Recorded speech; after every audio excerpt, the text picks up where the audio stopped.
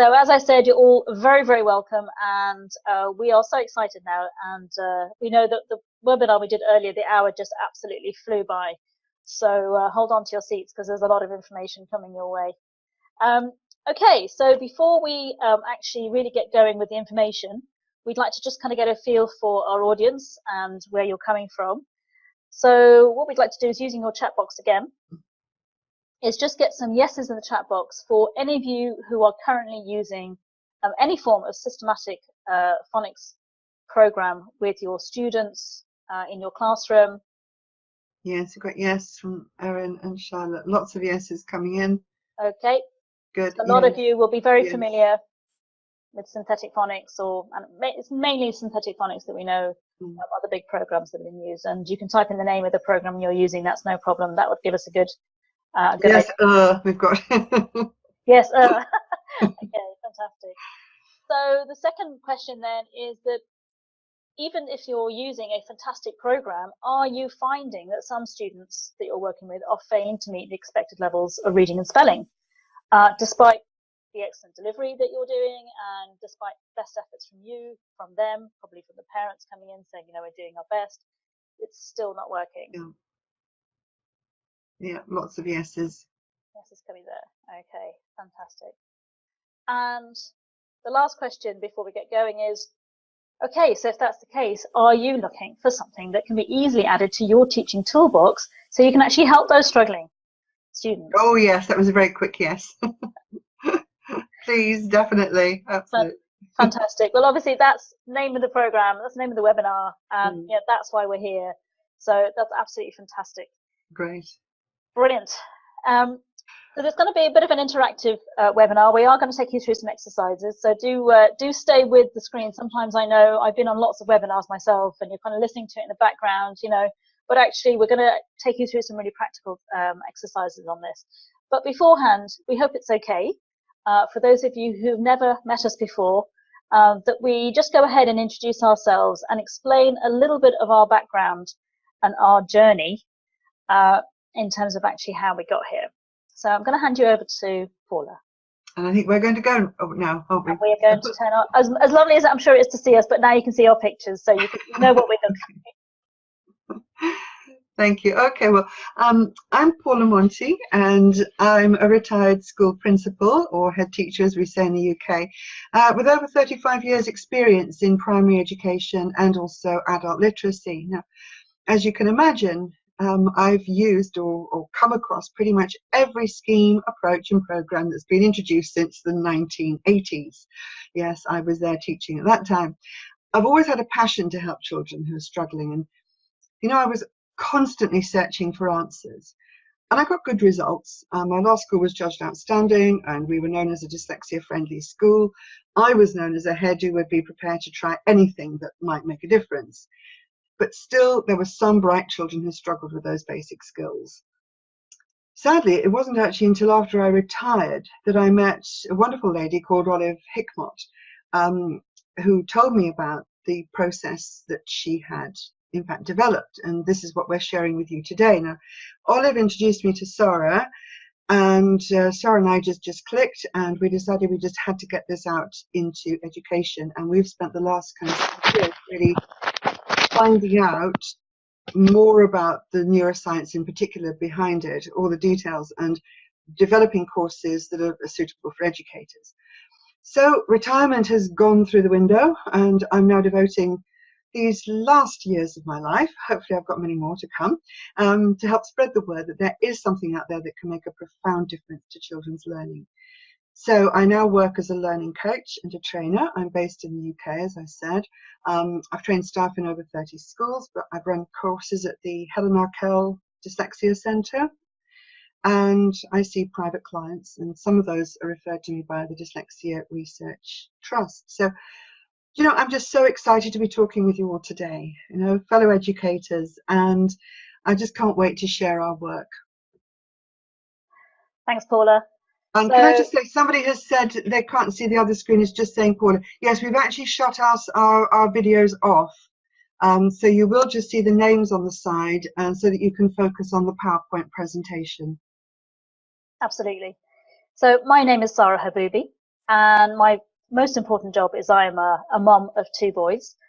One is still in primary school, and the other one has just this week started secondary level. So it's been a huge, big step for us. And so I've actually been through the system as a parent with two children who pretty much struggled with phonics at the beginning. Certainly my older son would have had a hearing impairment that we didn't know about. His ears were full of liquid, full of fluid, and it wasn't until he was in his second year of school that eventually he had grommets put in. And I remember feeling awful because the doctor said to me, I don't know how this child has been able to hear anything with that much fluid inside his ears. And obviously in that time, he was really struggling at school because the phonics are so auditory based. He really couldn't hear the difference in the sounds. And luckily, I also met Olive around the same time that Paula did, and she introduced me to the system, and I was able to use it with him really, really early on. And he is now a prolific reader. I mean, we look like we have a bookshop in his bedroom in terms of how many novels and everything else that he reads. And it's just wonderful to see the impact that it actually had with my own children, and that's what has made me so passionate. For over 16 years, I've been working with students of all ages, and actually at the time, just before I met Olive, I was actually working at a secondary school where I was given a remit of helping 40 first and second year students to become more literate and numerate. So I was a little bit confused because I was really there to do with behavior issues and some confidence issues, things like that. It wasn't really in terms of literacy and numeracy, but I had been helping people with different learning strategies throughout the time I was there. But this particular group really stumped me. And it wasn't until I actually saw their EdPsych reports that I realized actually all of them were dyslexic. I then had to take a step back and ask myself, okay, what is it I don't know about dyslexia? What is it I am completely ignorant to, that if I understood it in a certain way, I could definitely help them? Because Paula and I come from a belief that everybody can learn provided they're given the right strategy. And I was very, very lucky then to have met Olive at a conference. She gave her talk. I was absolutely thrilled. She then introduced me to Paula, which was even better. We clicked, and as Paula said, for the last 7 years, we have been working on developing this so that we can really fully understand why it works, what's the neuroscience behind it, and also to develop materials that are suitable to take into schools and to training colleges. I was also in that time doing a master's in adult learning and development, and although you might think that's a little bit strange, because obviously this is more to do with primary level now, my theory was that if I could help adults who had struggled all their lives, who were in their 50s, to learn to read and spell effectively, then I could definitely help someone who was 4 and 5 at the beginning of their education career.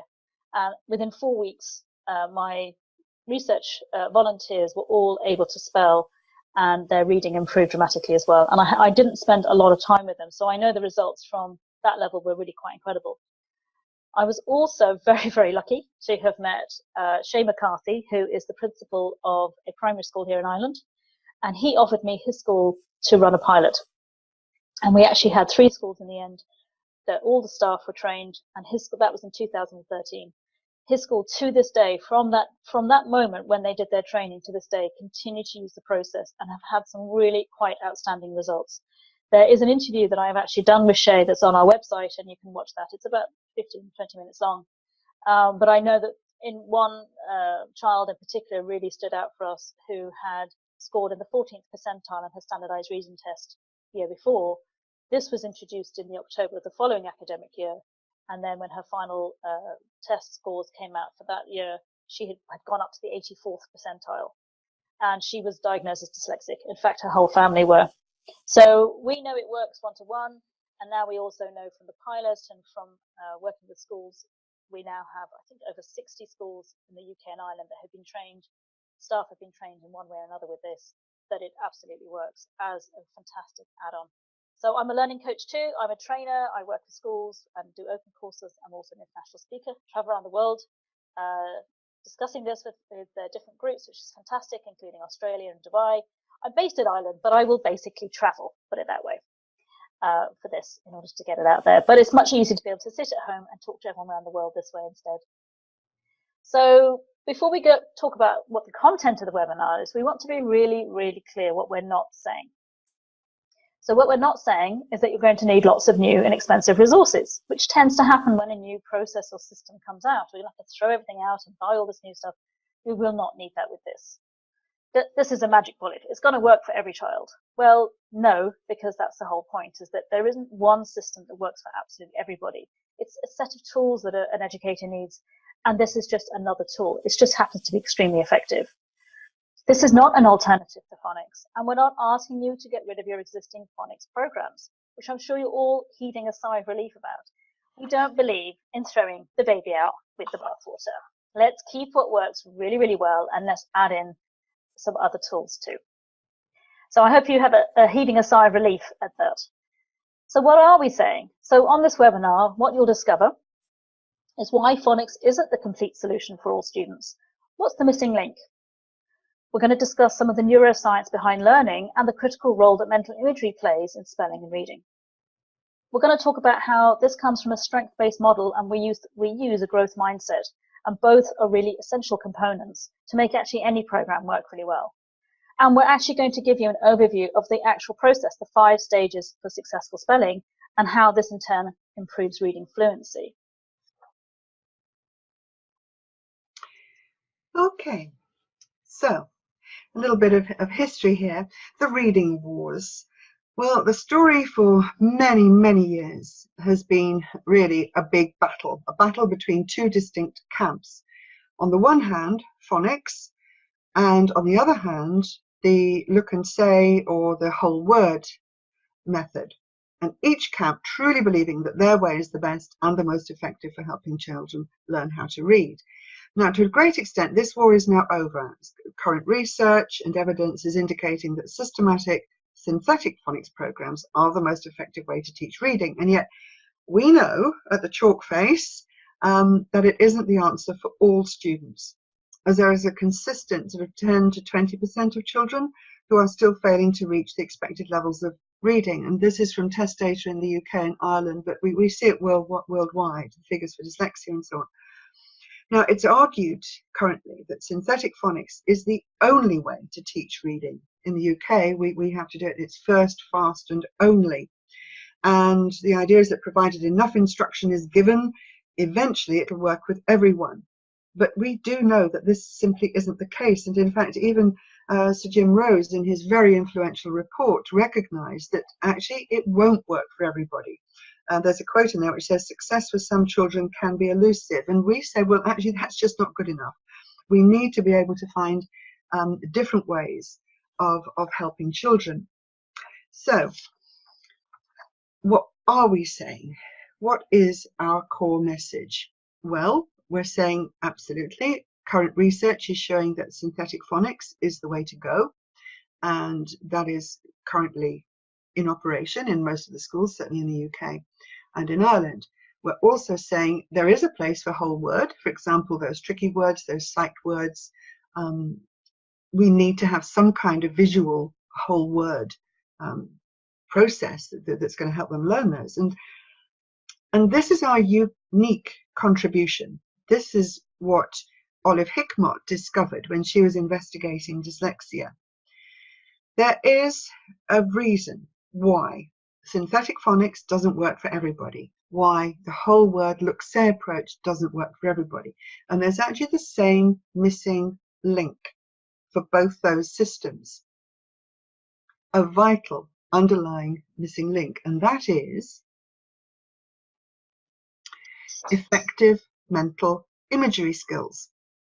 Now, we know that the vast majority of good readers and spellers use this skill to see words in their mind's eye, and without having been explicitly taught how to do that.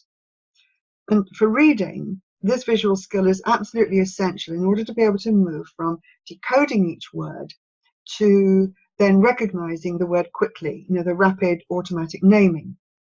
And recent research in neuroscience has shown that we predominantly use our visual center to do this. So reading goes from that kind of auditory decoding into a more visual process. And as regards spelling, well, it was shown over 30 years ago in a very large modeling project that good spellers, actually what good spellers do, they actually see the word, the whole word, clearly in their mind's eye. And we also know from all our work with hundreds of students that there are those who can't spell, actually, they don't see words clearly in their mind's eye. So, why is the visual element really important in learning how to read and spell English? Well, let's have a little quick look at the English language. We know that English language has a very deep orthographic depth. So that means that, I mean, a lot of you will obviously know this. I'm sorry if I'm teaching grandmothers to suck eggs. We've got 26 letters and 44 phonemes.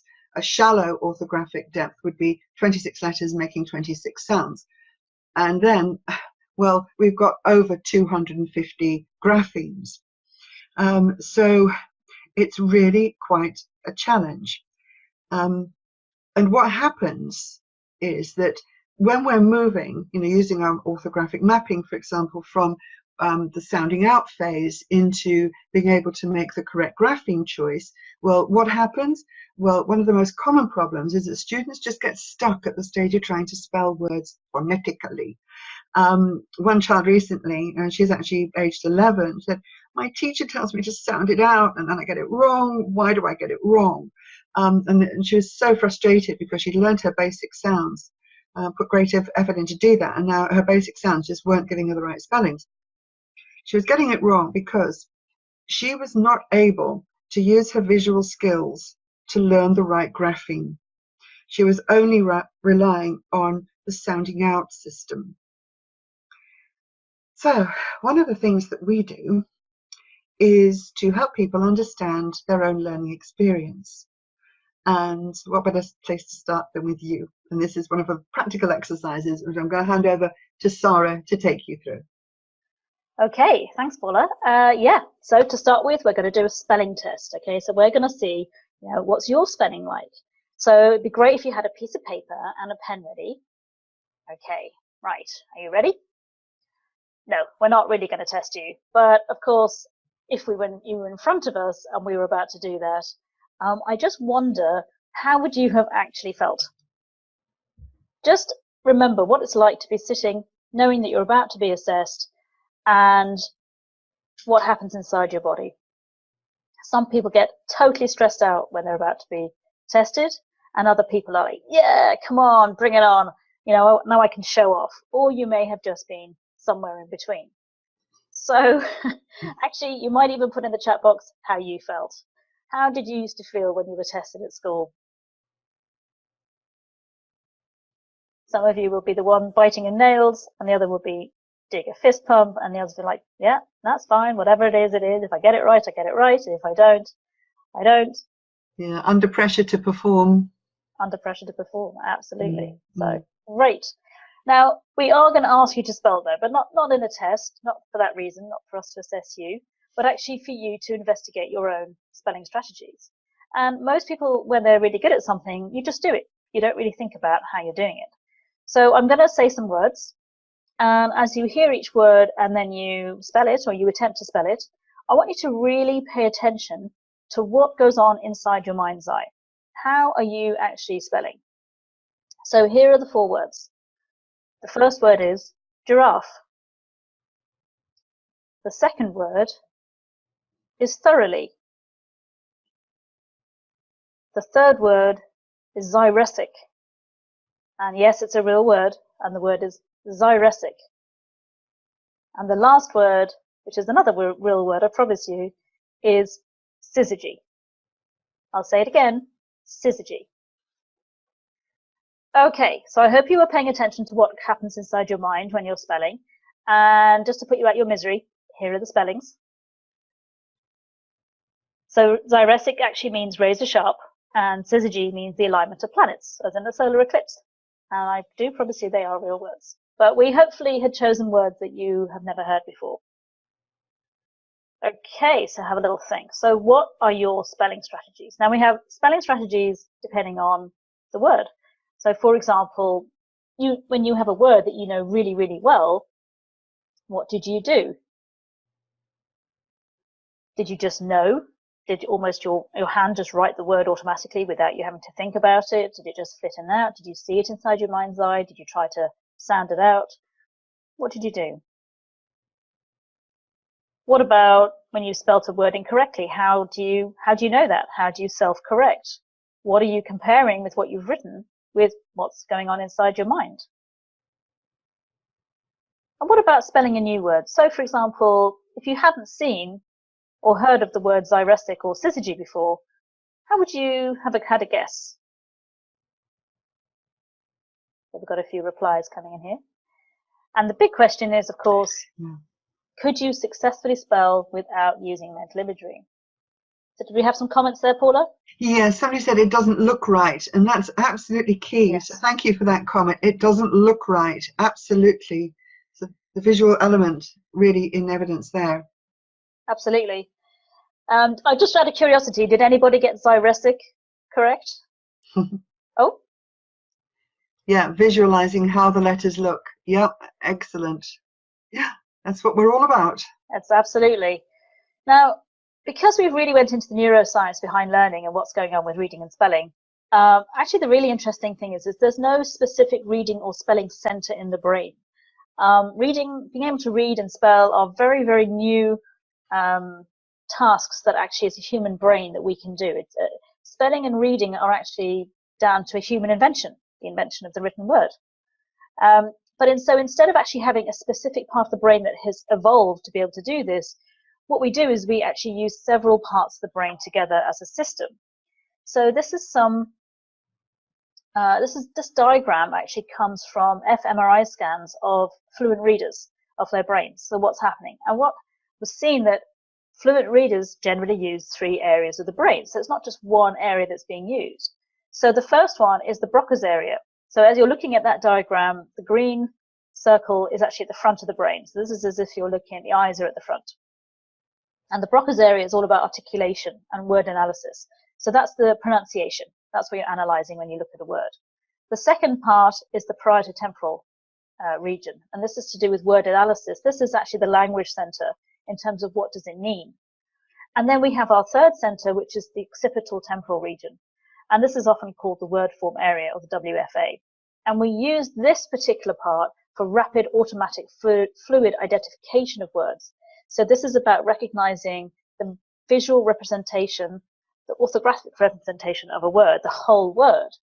So if we know this, then maybe it'd be good to know, well, what's happening inside the mind of someone who's not reading fluently. And this comes from the work of Dehane, and I think Sally Shaywitz has this in her book, Overcoming Dyslexia. And you can see very clearly the difference between a brain that is, well, they call it non-impaired, and the dyslexic brain. And what you can really clearly see is that only one area of the brain for those who are dyslexic actually seems to light up, which is the front part. For fluent readers, the route to that word form area, that one on the back, actually responds in less than 150 milliseconds, so less than a heartbeat. So it's responding so rapidly to the visual representation of the word. Now, as you can see on the right, those with dyslexia, the brain is kind of stuck. It's trying to sort out the words into their constituent parts, but without accessing either the parieto-temporal region or the word form area. And I don't know, I mean, I have to say, I'm not really old enough, but I know my mom has often said this, because she's a teacher, is that in the past, dyslexia was called word blindness. And you can see from these brain scans that that's exactly what's happening. The visual element of a word is not being stored. It's not being processed and stored, and therefore, even if they've seen the word numerous times, every time the child sees it or a student sees it, it appears to be a brand new word each time, requiring decoding. So a classic example are words like who or said. They might get it right on one page and then fail to recognize it on the next, or even on the next sentence sometimes. So I wonder how many of you have spotted that, where children are decoding successfully and then they come across the same word very, very, almost immediately. No, it's like it's a brand new word every single time. And you might be sitting there thinking, how do they not recognize it? They've just done it. And it's literally the fact that all that's happening is that decoding is just going on at the front of the brain. They're not using the other areas. So we say, well, if we think about it like this, then it's very hard to change what's happening inside the mind. However, if we change the labels and we say the brain on the left is a brain that's fluent reading and the brain on the right is a non-fluent reading brain, then now what we can do is we can teach the people who are on the right how to use those other areas of their brain. Rather than just simply focusing on the sounds, we're going to have to go in through the visual door. And so this really does explain why phonics isn't the whole solution. Right, so why phonics isn't the whole solution. So thank you, Sarah. So we're going to draw a simple diagram now to show you the interplay between the sound of the word, the meaning of the word, and the visual representation of the whole word. Now, in our brains, we have the ability to process sounds. It's called the phonological loop. And that's the bit of the brain that we're using when we're doing segmenting and blending. And a lot of synthetic, well, in fact, synthetic phonics is built upon going in through that phonological loop there, focusing very much on the individual sounds within a word. Our brains also, in order to learn, we use the visual part of our brain, and we look at the visual representation of the whole word. And for most children, this happens absolutely automatically. They'll hear the sound of the word, they'll be doing their segmenting and blending, they'll see you showing the visual representation of the whole word, and the brain just makes that connection, as we saw in the previous diagram. And the pathways are there, and boom, there we go. Okay, I'm going to remember that forevermore. And so what we can see here is that this visual cache, if this isn't working effectively, then we've got trouble. So let's have a look at what is happening in the brains of the people with dyslexia or dyslexia type symptoms as regards the visual cache and the phonological loop. Well, lots of research has been done into the nature of dyslexia, and there's some main hallmarks of dyslexia. One of them is we absolutely know that they have challenges with segmenting and blending. That phonological loop just is not functioning as it needs to. We also know that there are difficulties around the visual cache in terms of being able to recall the visual image of words. And in some cases, the students will have both issues. So problems with their segmenting and blending, problems with their phonological loop, and also problems within the visual cache in terms of visualizing words. So we can also see often letter and word reversals beyond the age where that can be a normal stage. And that means that even if the person is seeing the word, it really isn't clear or stable because they can kind of move the letters round and even back to front. But thinking about some of your dyslexic students or the ones who are struggling with reading and writing, I was always struck by how some of them actually often have a really high IQ. They're bright bunnies, and they display great talents and have fantastic abilities in other areas of the curriculum. Could be art, design, technology, science, and so on. Tending to be big picture thinkers, creative problem solvers, global learners, and they have highly developed visuospatial skills. But what we see is that their academic performance in terms of reading and writing, it isn't matching their obvious intelligence. So what is going on? Well, we know, particularly from fMRI scans, we are all wired differently. Brains do not operate in the same way at all. And the word that we use to describe that is neurodiversity. And this quote is really interesting. Neurodiversity, the diversity of human brains and minds, the infinite variation in neurocognitive functioning within our species. And this term was coined in the 1990s, actually initially around autism, but it's been extended to include everyone whose thinking processes appear to, just be a little bit different from the kind of cultural norms that we've set up. And it makes sense, doesn't it, that we are all wired differently. There are no two people who think in exactly the same way. So what we're saying is we actually need a diverse set of teaching tools that can cater for the neurodiversity that we see in the classroom. And at the moment, certainly in the UK, we are all being pushed down the same route as if there's one size fits all, which we're saying is absolutely not the case. Now, in terms of dyslexia, we believe that we actually need to redefine dyslexia.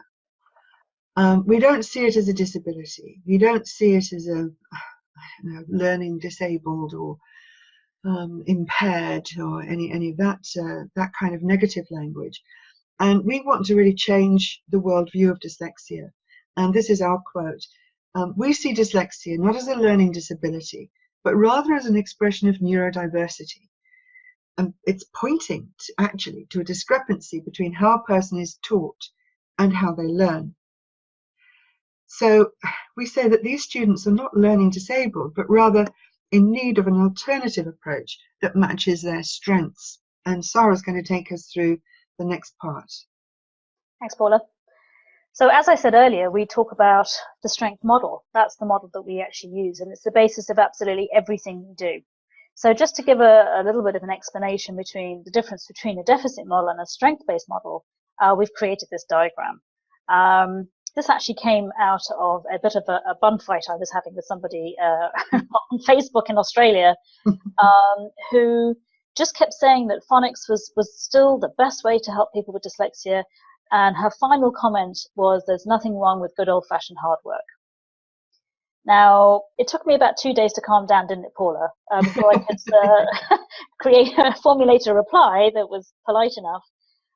Because I know from working at schools with children, with families, they could not be working any harder. In fact, so many children go home, and instead of their homework taking 20 minutes, for example, it takes 2 hours because of the difficulties so they are working incredibly hard and are very, very stressed out as a result of it.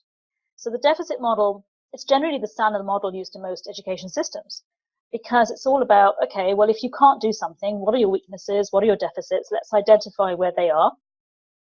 And sometimes, unfortunately, it's a wait to fail system. So it's not until someone has failed enough or is bad enough that they actually get some help. But even if they are struggling, then, for example, if they struggle with phonics, the term that's being used is a phonological deficit. I mean, it absolutely fits in with the deficit model. And the answer then is more phonics in a remedial program or intervention, only this time slower and in smaller groups or one-to-one, so that they can catch up. It kind of reminds us of the definition of insanity, doing the same thing over and over again, expecting a different result. And I often see that the students who are struggling and who are really doing their best, I mean, everybody wants to be able to read, everyone wants to be able to spell.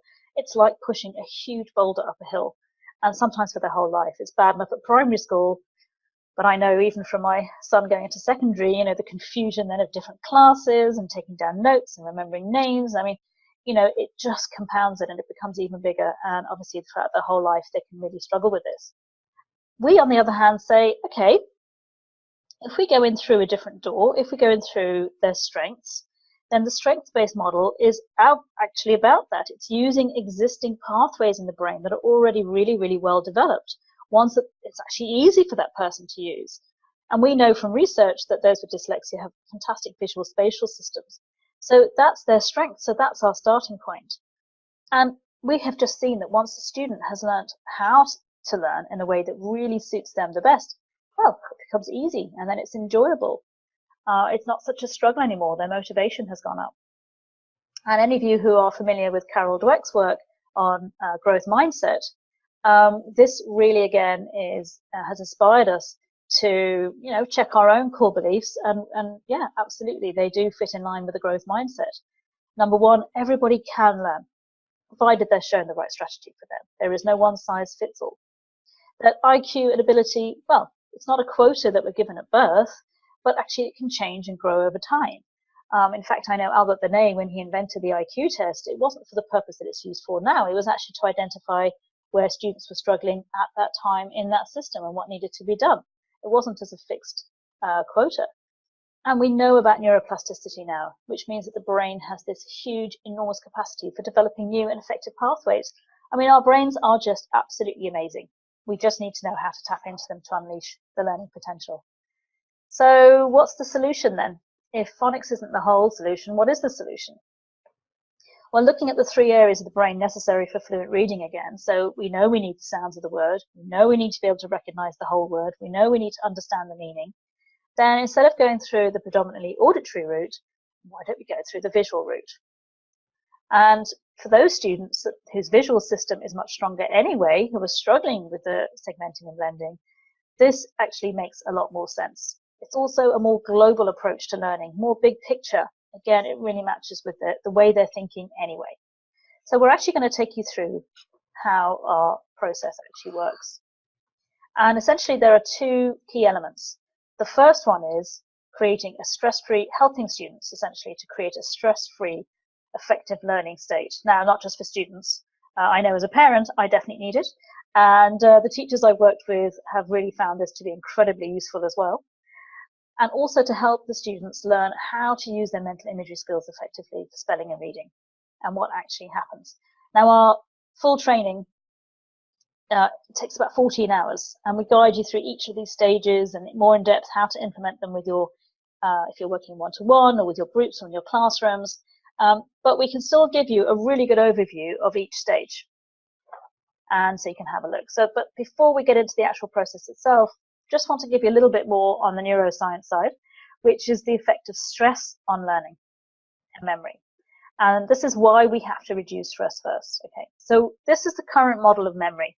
And the current model of memory says we have a working memory, which is part of our short-term memory, and long-term memory. So your short-term memory, don't worry too much about that. It's just what you're using to keep track of what's going on. It could last from a few minutes, even to a few days, if you know you have an appointment coming up and things like that. But it's sort of running in the background, just helping you keep track. It's your working memory, though, that's really, really interesting, because that's the one where you're actually thinking about something right here, right now, and it's the one that's working out, what does something mean? Your long-term memory is obviously where you need to store information once you've learnt it, so that you can go in there and bring it back whenever you need it. Now, information is passed from the working memory to the long-term memory, and vice versa, via an area of the brain called the hippocampus. And the hippocampus has now been nicknamed the learning organ.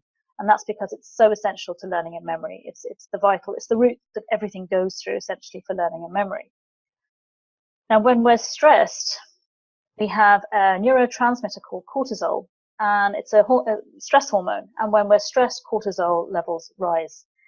And what has been seen is that with extended periods of raised cortisol, the dendrites in the hippocampus, the little neurological connections, can actually wither and pull back. So essentially what it means is nothing's coming in and nothing's coming out. If any of you have ever had that experience of freezing in an exam or an interview or some other really important event in your life where your mind has just shut down, the barrier's just boom, it's just come down. This is why. It's because the stress is actually actively making it shut down. It actually won't let you connect.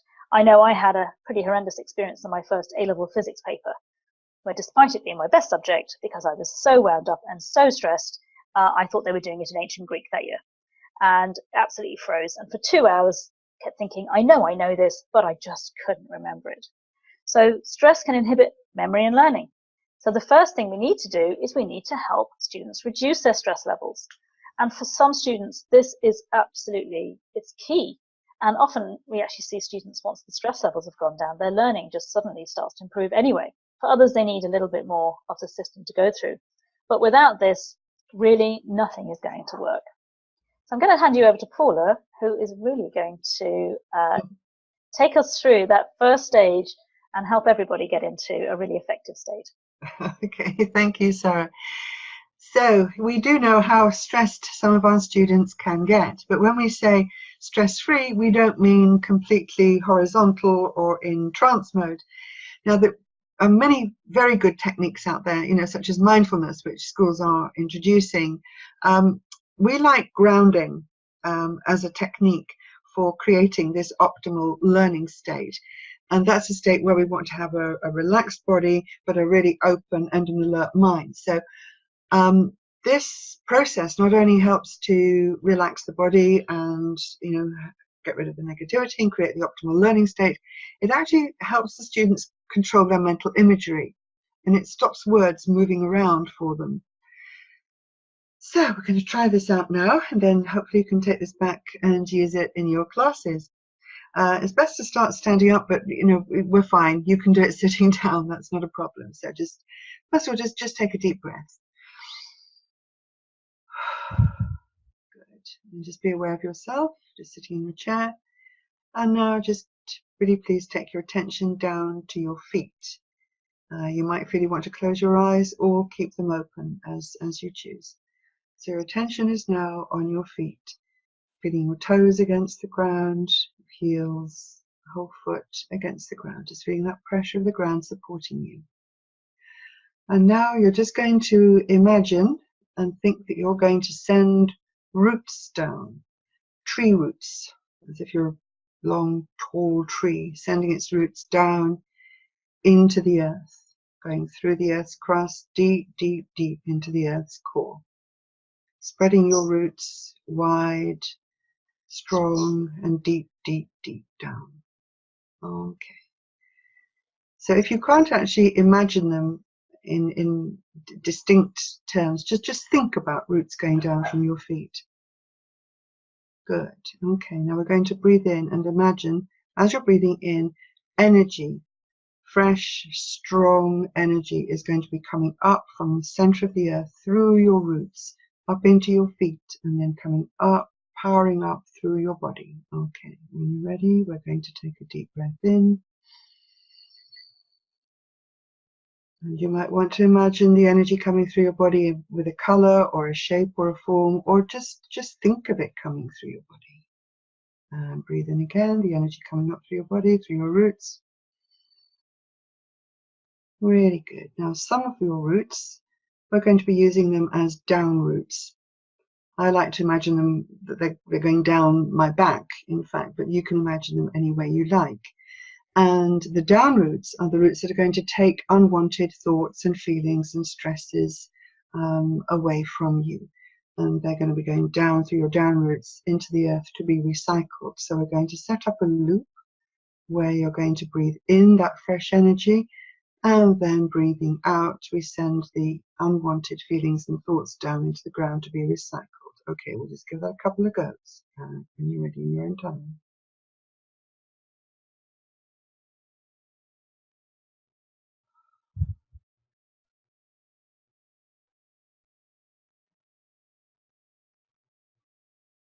Good. Okay. Just feeling those roots really strong and steady, holding you. And when you're ready, just twiddle your fingers, twiddle your toes, and come back into the room. Good. Open your eyes if you have them closed. Good. I'm hoping people feel just a little bit more relaxed and a little bit more alert. You've been listening for a long time. So that would be stage one of the process, helping the children just to get into that stable, grounded state. Now, stage two, we investigate. We're like kind of forensic brain investigators. We're going to investigate their mental imagery for pictures. So I know that I didn't really, in all my career as a teacher, really pay great attention to exactly what students were seeing and hearing, in fact, inside their minds, inside their brains. And so we have developed a lot of questions, and we do far, far more on the long course, obviously. And we ask some questions to our students to find out how are they actually seeing things inside their mind's eye. So we're going to have a go. I'm going to say a word to you, and what I'd like you to do is just be aware of what happens inside your mind-body system when I say that word.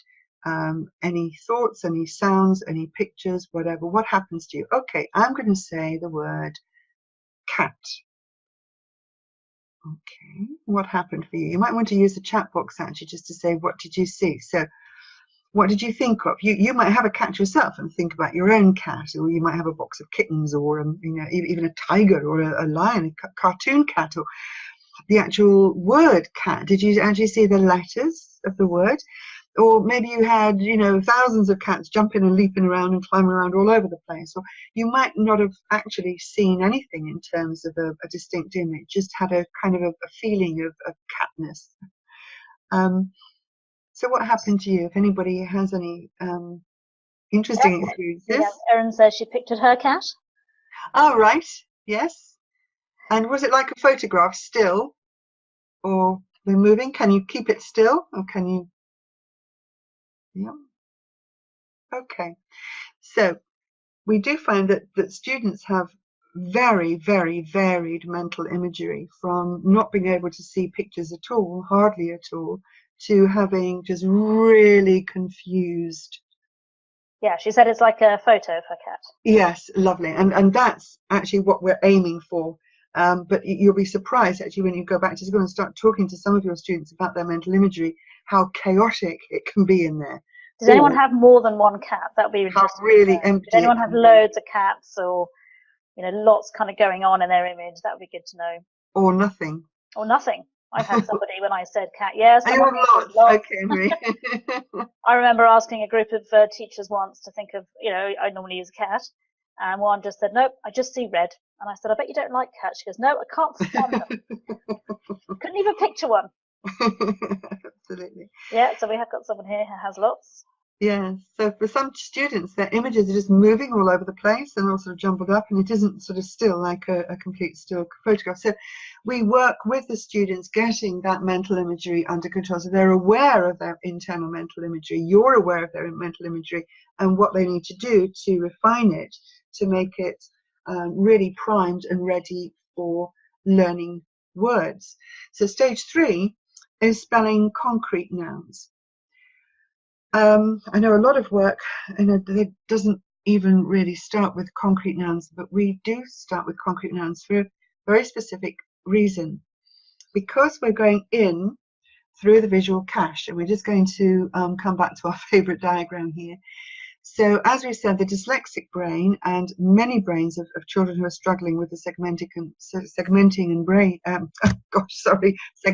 and blending actually have pretty good visual skills for seeing pictures, working with diagrams, art, and so on and so forth. So we're going to go in, as Sarah said, through that visual pathway. And we start with concrete nouns because what we're doing is linking the word to the visual representation of that object. Now, Sarah spoke a bit beforehand about how there is no specific part of the brain for reading and spelling. We're kind of hijacking, if you like, primitive man's visual cache. The word form area is in the place where we store pictures. So primitive man would be storing a picture of his cave so he could get back to it, or he'd be able to recognize a mammoth because it was delicious to eat the next time he came across it. So we know from fMRI scans that that is the area that we see words, that good spellers see words in. So what we do for students who are struggling is we get them to see the word. And actually, I'm going to take you through the process now. Okay, so I'd like you now, when we'll change the animal, we'll think of a dog. Okay, get your picture of a dog. Those of you who've got masses of dogs all flying around all over the place, if you could just sort of get rid of the extraneous stuff or the jumbled up background, and just so that you've got one dog quite clearly just held there as if it's a photograph in your mind's eye. Okay, now what you're going to do is to imagine that the letters for the word dog, the D-O-G, are on your dog's body somewhere. They have to be on the dog, not above or below or to the side, but actually onto the dog's body, and they must be really still and very clear. And some children, what happens with them is that the letters come and go, they're unstable, so we do a lot of work to get those letters stable.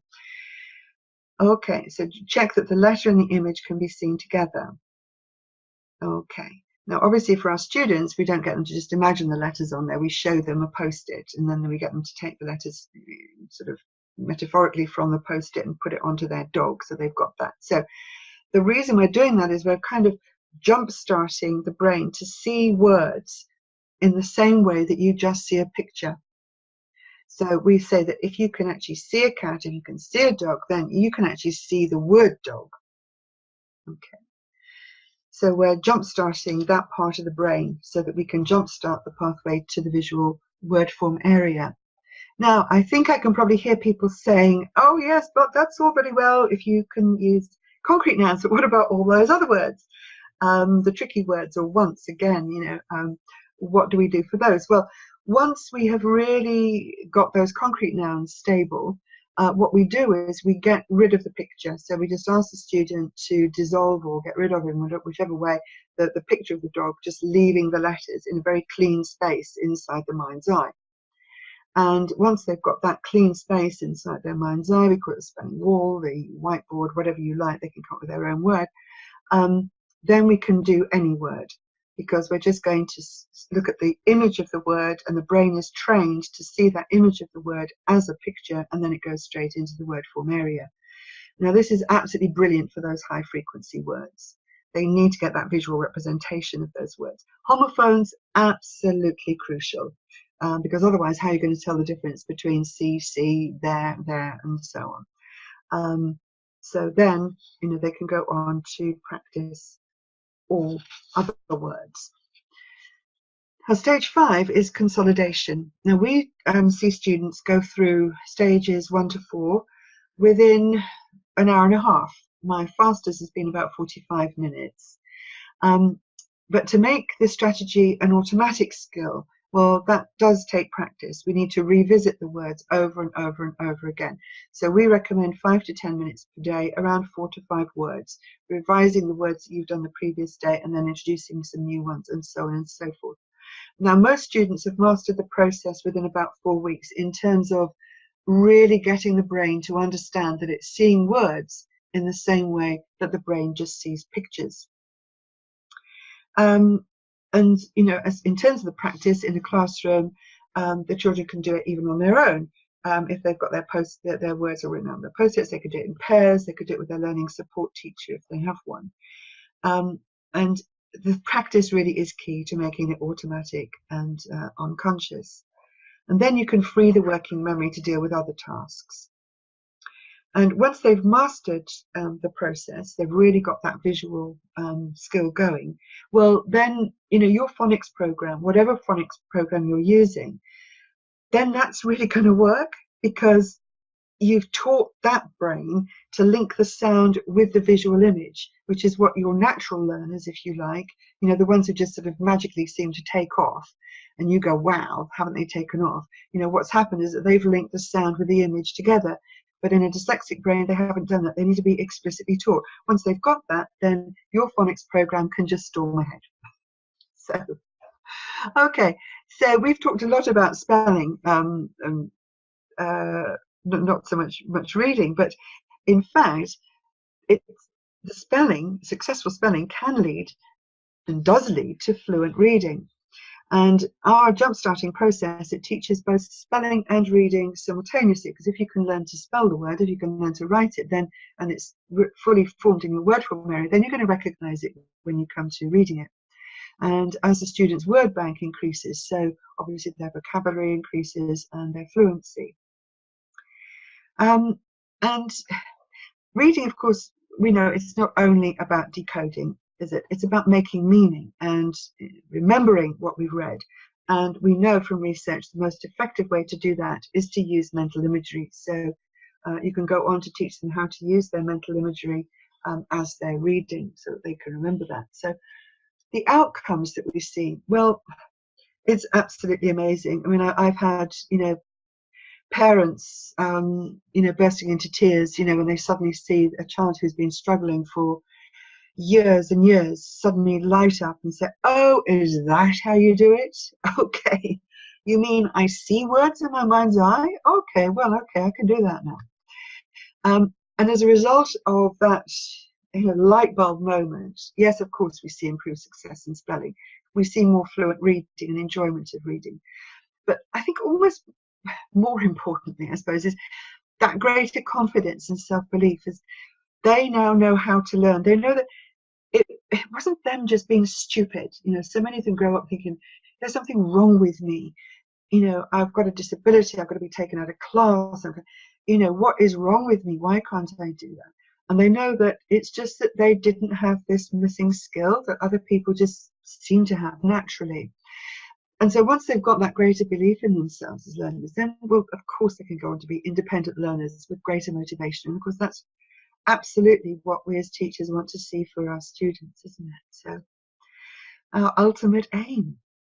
So that was a absolute racing rattle through the process, and I can see where the hour's up. So I'm just going to hand over to Sarah to just finish off so we can end on the hour.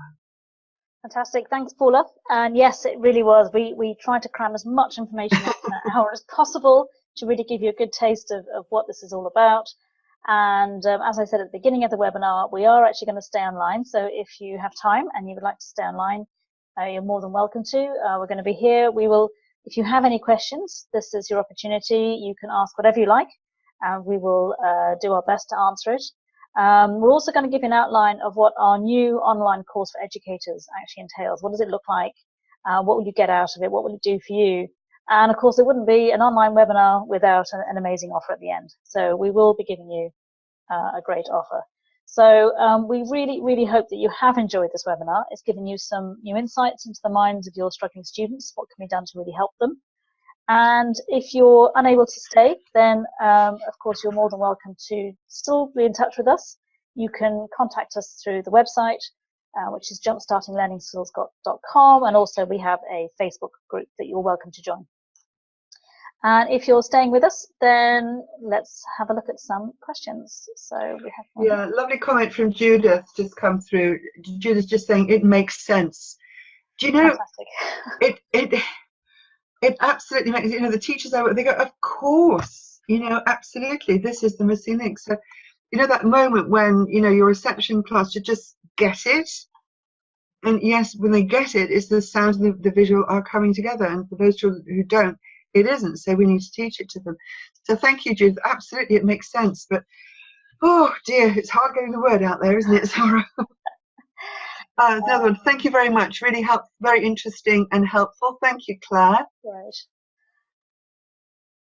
This is great feedback. Really good feedback. Yeah, so is there anything, I know we had a couple of good questions in our earlier webinar. One was about, you know, what happens when you have children who are just really, really good at remembering symbols and pictures, but not words. And that's exactly what we're talking about, is the fact that that part of the brain is already working extremely well. What has happened is it's like words are just this alien thing, that they're not related to visual images at all. So that's exactly what we're doing. We're really helping them to make that link and to literally jumpstart the visual part of the brain so that words become, actually really obvious that it's a visual, the whole word is actually still an image. And it's an image of something. So we'll continue now for the moment. If any other questions come through, we'll stop and we will answer those as and when they come in. So what's the new? So this is a brand new course. Now we have delivered this live in person in terms of as seminars, as Paula said, with the Helen Arkell Centre within schools. Olive's been training in schools in the UK as well. I've been training here in Ireland. I taught at NUI Maynooth, which is a big university here, this summer. I did a teacher training course there, and I actually run open courses for teachers at Shane McCarthy School in Rathwire, County Westmeath. So the next one of that one. If you're only if you're in Ireland though, it's a little bit difficult to come if you're anywhere else. So we know that this is a problem worldwide, but there's only a couple of us able to teach this. So the best way to get this out there and to as many educators and therefore help as many students as possible is obviously through the internet. And this is a 7-week course. It'll be delivered through live webinars each week. This next one starts on the 20th of September. It'll be 7 p.m. till 9 p.m. That's Greenwich Mean Time. And that will include about half an hour of getting to know people, who's on the course, what are people looking for, etc., etc.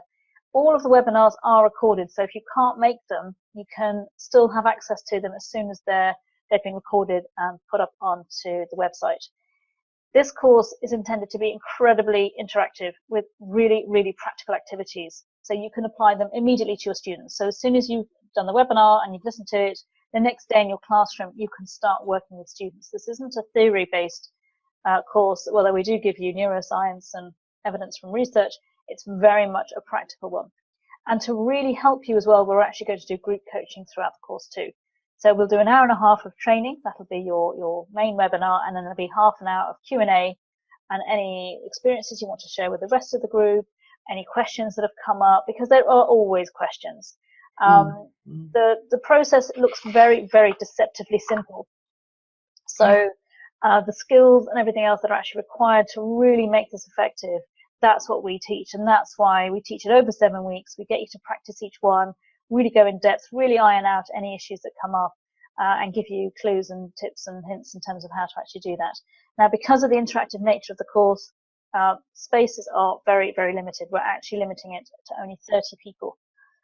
So we had a webinar earlier, people were signing up, and obviously we've got this webinar, and the fee for the course is only $497 per person. It's about £444, about $580 US, and that includes all the materials, the webinars, the group coaching, and all of our support as much as we possibly can to all of the participants to be as successful as you possibly can. But as I said, it wouldn't be a webinar without a special offer. So our offer, it's the online course, plus we're actually going to give you an additional 6 months of group coaching once the course is finished. So that essentially means you get 8 months, just over 8 months of group coaching with us. That is a very long time to actually, you probably won't even really need it, but it's great because obviously students come up with different issues and you always have questions and things like that. So we're actually there to support you with that. And the value of that additional group coaching is €240, but we are going to give you both for just €247. But we're also going to just put a limit on this in terms of time, because we've got until the 20th of September. You were fantastic to be here on this webinar to have registered for it. So it's only valid for 24 hours. So it's just 30 places. It's only €247. It really, I mean, it's basically the value of the coaching, the cost of the coaching for the whole course and the coaching. And if you are interested, which we really hope that you are, it's available for the next 24 hours only. Go to our website. You go to the menu that says online courses, and you will see a whole load of courses come up. This one is the Jumpstarting Online Course for Educators. There are other ones that are on there, but they're for parents. They're very, very stripped back. They're very basic. And it's really only just for a parent to work with their child at home. Now, of course, you're welcome to buy that and to use that as well. But this is going to be much more about, as an educator, what you do in your classroom. And as I said, it's going to be very interactive. Those ones are pre-recorded, and there's no group coaching or anything like that with it. So the promo code you will use is JLS 2018. And you effectively get almost €500 off that package. So if there are no more questions, which it looks like there aren't, we really, again, appreciate you giving up your time to be here today to listen to us, and we really look forward to working with you soon. Absolutely. Right. Goodbye, everybody. Okay. Bye-bye. Bye-bye.